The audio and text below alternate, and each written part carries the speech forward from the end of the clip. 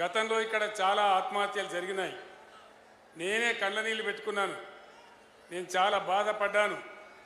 BRS government వచ్చిన తర్వాత అనేక స్కీములు తెచ్చి అనేక రకాల స్కీములు తెచ్చి బతుకమ్మ చీరలు కావచ్చు, విద్యార్థుల డ్రెస్సులు కావచ్చు, క్రిస్మస్కు రంజాన్కి ఇచ్చేటువంటి కానుకలు కావచ్చు, ఇక్కడ కార్మికులకు ఉపాధి కల్పించినాం. ఇక్కడ 370 కోట్ల రూపాయల బకాయిలు రావాల్సి ఉన్నాయి. దాన్ని ఈమని అడిగితే మీకెందుకు, మీరు నిరోధులు అమ్ముకోండి, పాపడాలు అమ్ముకోండి అంటే నాకు కోపం వచ్చి నేను ఒక మాట అన్నా. ఏమంత అధ్వానం కనబడుతున్నామనంటే నా మీద ఆగవా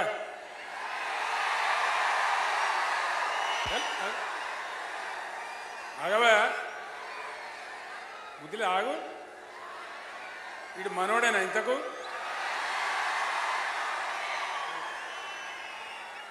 ఒక మాట నేను కోపానికి వచ్చి మాట్లాడితే నా మీద 48 గంటల నిషేధం పెట్టినారు. కేవలం పద్మశాలి కార్మికులను, చేనేత కార్మికులను అవమానించిందని నేను కోపంగా మాట్లాడితే నా మీద నిషేధం పెట్టినారు. మీరు గమనించాలి, దేశంలో మొట్టమొదటిసారి చేనేత మీద జీఎస్టీ వేసిన మొదటి ప్రధానమంత్రి నరేంద్ర మోడీ.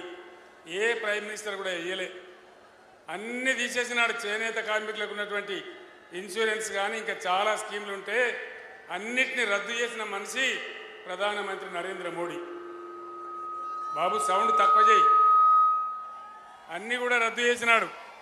ఒక్కటి కూడా లేకుండా రద్దు చేయడం జరిగింది. చేనేత కార్మికులంటే లెక్కనే లేదు.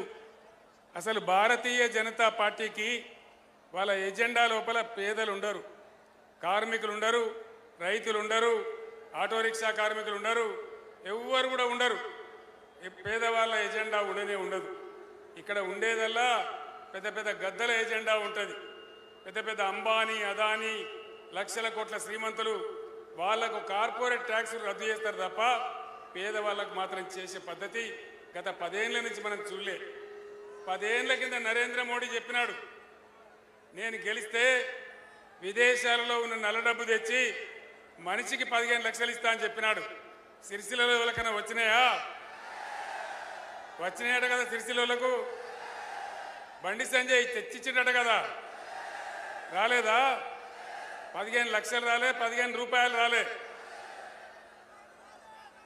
సబ్కా సాత్ సబ్కా వికాస్ మోడీ డైలాగ్ ఏమన్నా అయిందా? అమృత్ కాల్ వచ్చిందా? అచ్చే దిన్ వచ్చిందా? ఏమి రాలే. బేటీ పడావో బేటీ బచావో ఏమైనా వచ్చిందా? జన్ధన్ ఖాతా ఏమైనా జరిగిందా? అంటే ఏమి కాలే. అంత వట్టిదే గ్యాసు ట్రాషు, డబ్బాల రాలేసినట్టు ఊపుడు తప్ప ఏ పేదలకేం జరగలే. ఉల్టా ఇక్కడ జరుగుతూ ఉంటే దాన్ని తీసేయడం, గోల్మాల్ దింపడం తప్ప ఎవ్వరికి కూడా న్యాయం జరగలే. గొల్ల కుర్మలకు గొర్రెలిస్తూ ఉంటే దానికి అడ్డం పడ్డారు. ఏ ఒక్క స్కీమ్ కూడా లేదు. అంటే బీజేపీ అబ్కి బార్ 400 పార్ అంటున్నారు. నేను చెప్తా ఉన్నా మీకు, ఒకవేళ మోడీ గెలిస్తే, బీజేపీ గెలిస్తే 400 పార్ గ్యారంటీ అవుతుంది. పెట్రోల్ ధర, డీజిల్ ధర 400 దాటుతుంది. అంతే కదా? మోసపోతే గోసపడతాం. జాగ్రత్త అని నేను మీకు మనవి చేస్తా ఉన్నా.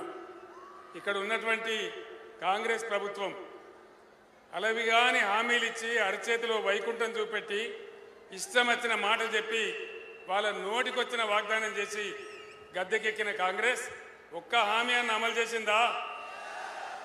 మహిళలకు 2500 వచ్చినాయా?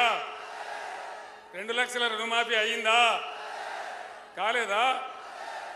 ఏది కాలే, ఏ ఒక్కటి కాలే. ఒకటే ఒక ఉచిత బస్సు పెట్టినారు. దాంతో బస్సులలో ఆడవాళ్ళు సర్కస్ చేసినట్టు తన్నుకుంటా ఉన్నారు. ఆటో రిక్షా కార్మికులేమో రోడ్డున పడి అన్నమో రామచంద్రాన్ని ఏడుస్తూ ఉన్నారు. ఏ ఒక్కటి కూడా జరగలే. మొత్తం రైతాంగాన్ని వంచి రైతు బంధు వచ్చిందా? రాలే. పాత 10,000 కూడా రాలేదా? అంటే రాదు కూడా, అది జరగదు కూడా.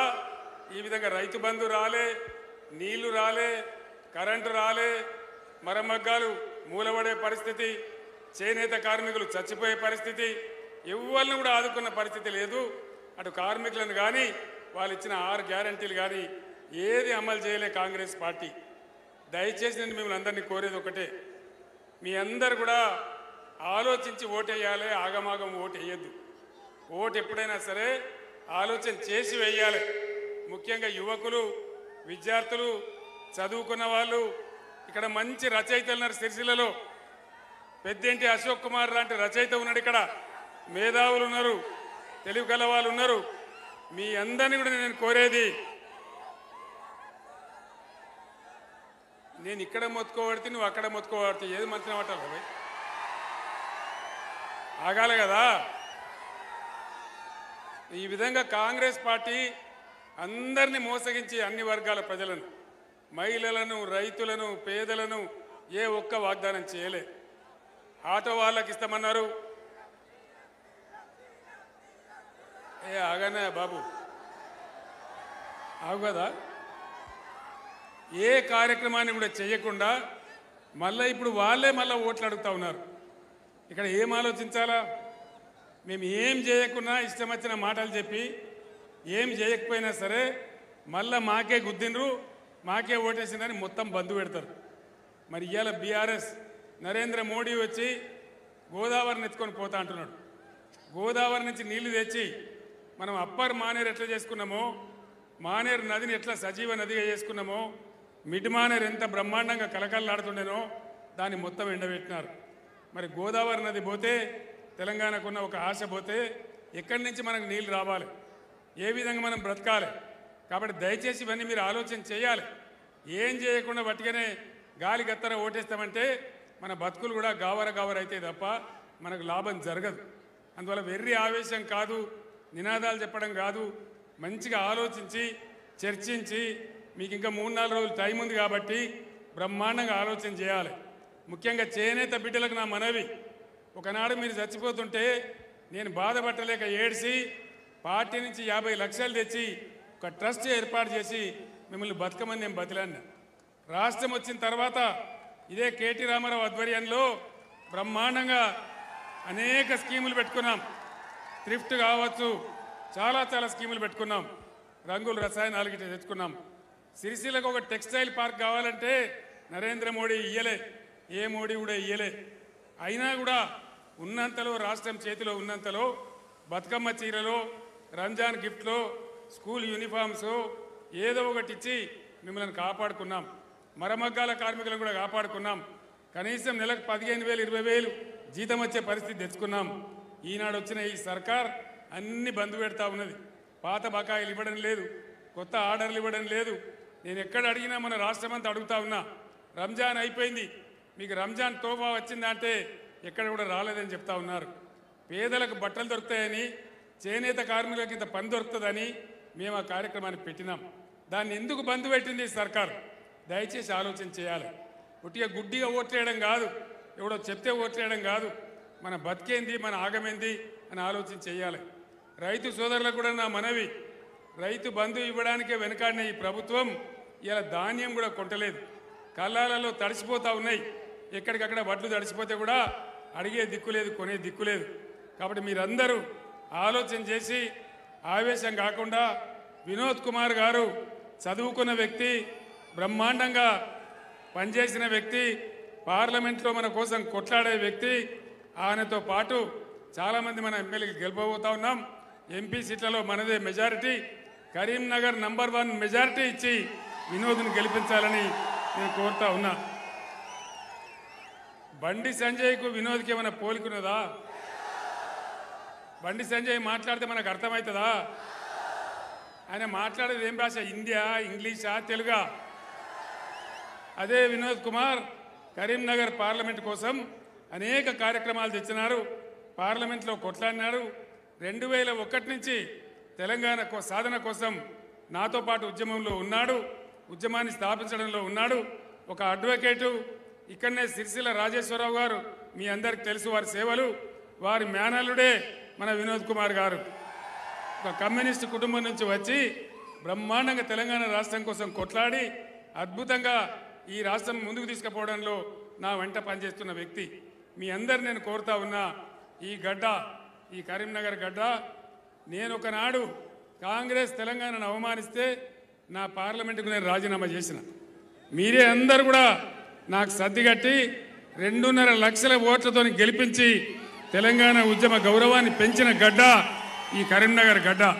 మళ్ళీ ఇప్పుడు కూడా ఈ క్రూషియల్ టైంలో ఈ కరీంనగర్ గడ్డ తెలంగాణ గౌరవం కాపాడాలి, గులాబీ జెండా గౌరవం కాపాడాలి. బ్రహ్మాండమైన మెజార్టీతో వినోద్ కుమార్ గారిని గెలిపించాలని కోరుతూ నేను ఇంకా సిద్దిపేటకు వెళ్లాల్సి ఉంది. మీరు నాకు సెలవు ఇవ్వాలని కోరుకుంటూ అడుగుతా, నేను కోరుతా ఉన్నా. ఒక్క మాట, ఆగా, బుద్ధి లేదా నీకు? ఒక మాట చెప్పాలి మీరందరూ.